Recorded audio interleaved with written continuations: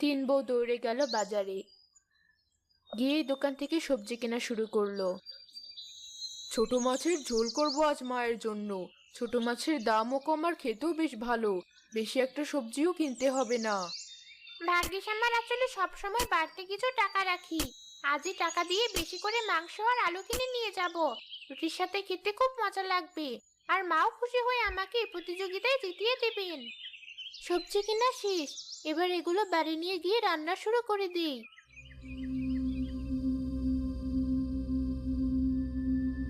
এ কি, ওই বুড়িমাকে চোখে দেখতে পান না? পুকুরের দিকে কেন যাচ্ছেন তিনি? এই যে বুড়িমা, শুনছেন? মেজ বউ দৌড়ে বুড়িমাকে পানিতে পড়ার হাত থেকে বাঁচাতে গেল।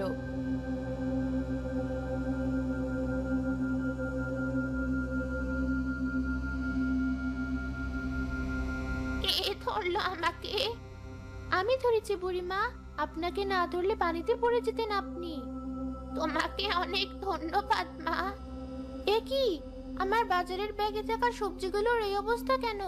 কোনো সাইকেল বা ভ্যান গাড়ি হয়তো গিয়েছে এর উপর দিয়ে। সব সবজি নষ্ট হয়ে গেছে। এখন আমি বাড়ি গিয়ে কি রাঁধবো?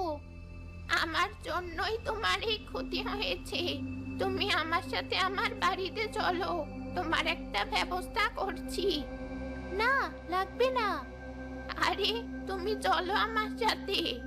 মেজ বউ বুড়িমার সাথে তার বাড়ি গিয়ে দেখলো উঠানে বিভিন্ন রকমের সবজির গাছ লাগানো।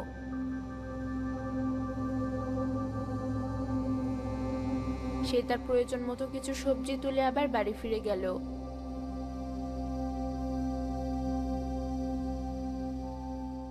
মেজ বউ এত দেরি করছে কেন? ওর জন্য অপেক্ষা করতে করতে তো আমার মাছগুলো নষ্ট হয়ে যাবে। তুমি একদম ঠিক বলেছ বড় বউ। আমার তাজা তাজা মাংসগুলোর রং কেমন পাল্টে যাচ্ছে। এত দেরি করলে তো আমার মাংস রান্না ভালো হবে না। দেরি করার জন্যই মেজো বউকে প্রতিযোগিতা থেকে বাদ দেওয়া উচিত। মেজ বউ এত দেরি করছে কেন বুঝলাম না। মা, আমি চলে এসেছি। দেরি করার জন্য দুঃখিত। অসুবিধে নেই, এবার যে যার রান্না চুলোয় চড়িয়ে দাও। 2 ঘন্টা সময় দিলাম তোমাদের। 2 ঘন্টা হওয়ার আগে আমার রান্না শেষ হয়ে যাবে। এটাই তোমাদের শেষ পরীক্ষা। এই পরীক্ষা শেষে আমি বিজয়ীর নাম ঘোষণা করব। আমার মনে হয় আমি হব প্রতিযোগিতার বিজয়ী। আমি সবচেয়ে ভালো করেছি সব প্রতিযোগিতায়, তাই বালা দুটো আমারই হবে। যে বেলা দুটো পাক আমি খুশি।